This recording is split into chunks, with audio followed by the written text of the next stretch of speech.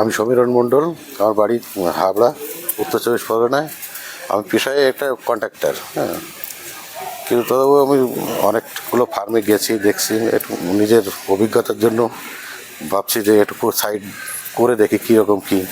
তো এখানে এসে শিক্ষা শিক্ষা ছাড়া তো কোনো কাজই হয় না। কারণ একটা পশু বনে ছাড়া থাকে, তাকে আটকে এনে তার দেখভাল করা, তার সমস্ত কিছু প্রয়োজন আটকা জায়গায়, এগুলো শেখার নিশ্চয়ই প্রয়োজন আছে, না হলে হয় না। এটা শেখার জন্য বা দাদারাও আছে, ওনারা আমাদের বলেছে সবসময় আমাদের সঙ্গে থাকবে, সাপোর্ট দেবে। ওনাদের এই খাটালেও দেখলাম নিজে হাতেও অপারেশন বা খাসি করা সব কিছুই দেখলাম, কাজে হাতে করলাম, ইঞ্জেকশন করলাম। যাই হোক, একটা অভিজ্ঞতা হলো, বিশ্বাস আসলো যে আমি পারবো বা দাদাদেরও সঙ্গে পাবো। একদম। আমাদের সংস্থাটা কেমন লাগলো? না, এটা খুব ভালো। আপনাদের থাকা খাওয়া না না, পরিষেবা থাকা সব? খাওয়া এবং খুব ভালো। এবং আমরা তো মনে হচ্ছে যে পিকনিকের মতো আসছি, মানে ক্লাস ছাড়া রীতিমতো আমাদের থাকার জায়গায় গেল 3-4 দিন আমাদের কীভাবে কেটে গেল বুঝতেই পারিনি। আচ্ছা আচ্ছা, ধন্যবাদ দাদা আপনাকে।